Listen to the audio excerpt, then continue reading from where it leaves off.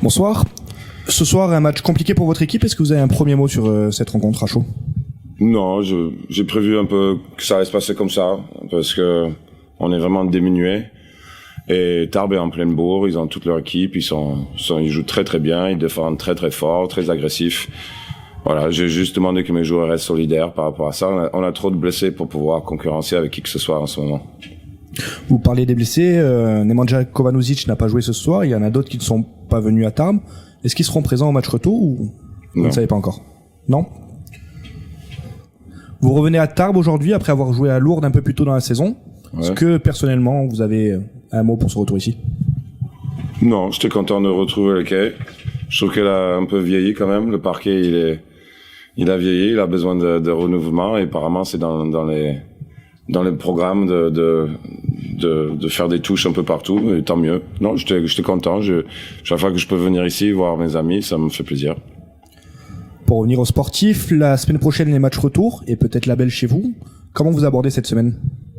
On va essayer de récupérer autant qu'on peut et travailler ce qu'on a besoin de travailler. Là, on peut pas jouer pire que ça, offensivement et défensivement. Mais bon, après, chapeau à Tarbes, ils ont vraiment bien défendu, très agressifs. Voilà, il y a rien à dire. Merci coach, on vous souhaite un bon courage pour cette semaine et on vous revoit à Avignon. Ok, merci. Bonsoir Stéphane. Bonsoir Thomas. Une grosse victoire de tes joueurs aujourd'hui, plus 40 contre Avignon. Est-ce que tu as une première réaction, un premier mot à nous dire sur cette rencontre? Oui, il faut relativiser l'écart. On sait qu'ils sont arrivés diminués, donc voilà, on savait que il faudra appuyer pour faire en sorte que leur manque de rotation à un moment donné les fasse craquer, parce qu'ils étaient quand même diminués. Hein. L'absence de Kovanuzic, de Tyson Joly, c'est quand même deux joueurs très importants dans le dispositif. Maintenant, c'est bien, les gars ont été sérieux. On va dire les 3/4 du temps, et fallait la prendre pour notre public, voilà. Et maintenant, ça retourne pas l'avantage du terrain, mais ça retourne peut-être la pression sur le match 2. Tu parlais de la fraîcheur physique, tu as pu compter sur tes 12 joueurs, faire pas mal de rotations. Est-ce que tu penses que cette fraîcheur physique, déjà en ne jouant que 2 matchs au tour précédent, peut compter sur la suite de ces playoffs? Oui, bien sûr, je pense que la fraîcheur c'est important. On arrive quand même en fin d'année, les organismes s'attirent pour tout le monde. En plus, il faisait chaud, donc ça n'aide pas non plus.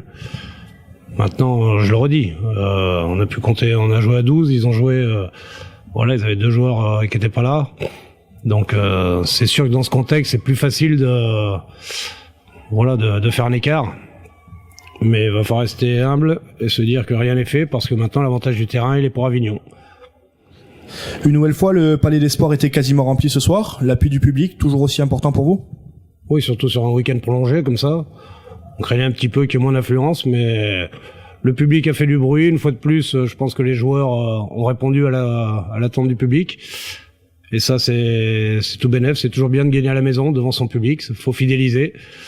Et on est encore là, on a encore envie, malgré que, je le redis, on n'a pas l'avantage du terrain, mais on a au moins réussi à inverser la pression sur le match 2. Merci Stéphane et bon courage pour ces quarts de finale retour. Merci.